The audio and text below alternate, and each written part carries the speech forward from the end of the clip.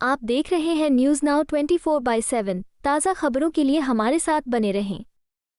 भाजपा सांसद दिनेश शर्मा ने प्रधानमंत्री नरेंद्र मोदी की अंतर्राष्ट्रीय स्तर पर बढ़ती भूमिका की सराहना करते हुए कहा कि आज पूरी दुनिया अगर किसी नेता की ओर आशा और नेतृत्व की दृष्टि से देख रही है तो वो केवल भारत के प्रधानमंत्री नरेंद्र मोदी हैं।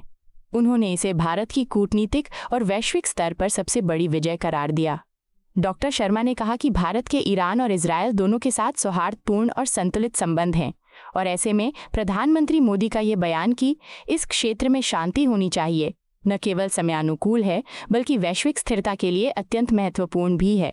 ये बयान भारत की वसुधैव कुटुंबकम की परंपरा और शांति दूत की भूमिका को दर्शाता है।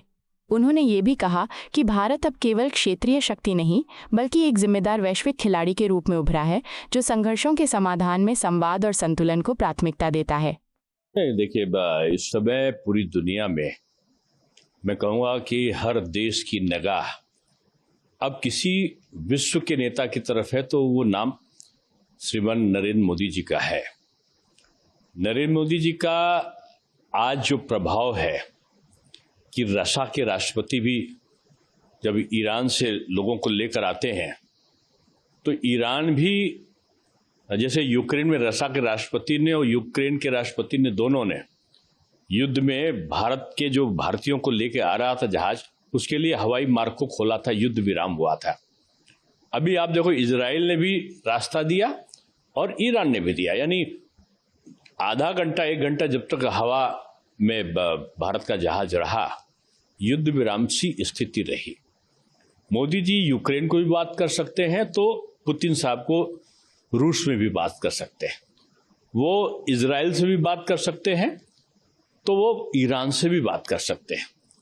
इसलिए ऐसे नेताओं का विश्वास आज श्री नरेंद्र मोदी जी पर बचा है पूरी दुनिया में, और शायद यही भारत की सबसे बड़ी जीत है, वैदेशिक नीति की जीत है।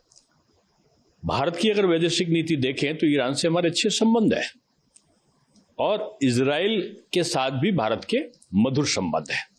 इसलिए मोदी जी का जो वक्तव्य है कि शांति व्यवस्था इस क्षेत्र में रहनी चाहिए, महत्वपूर्ण है और उनकी बात का वजन है और इसको लोग मानते हैं और मानेंगे भी, क्योंकि इसी तरह से उनके जो प्रयास दूसरे देशों के युद्ध में थे वो काफी हद तक सफल भी बने थे। आपको यह वीडियो पसंद आया हो तो इसे लाइक करें, हमारे चैनल को सब्सक्राइब करें।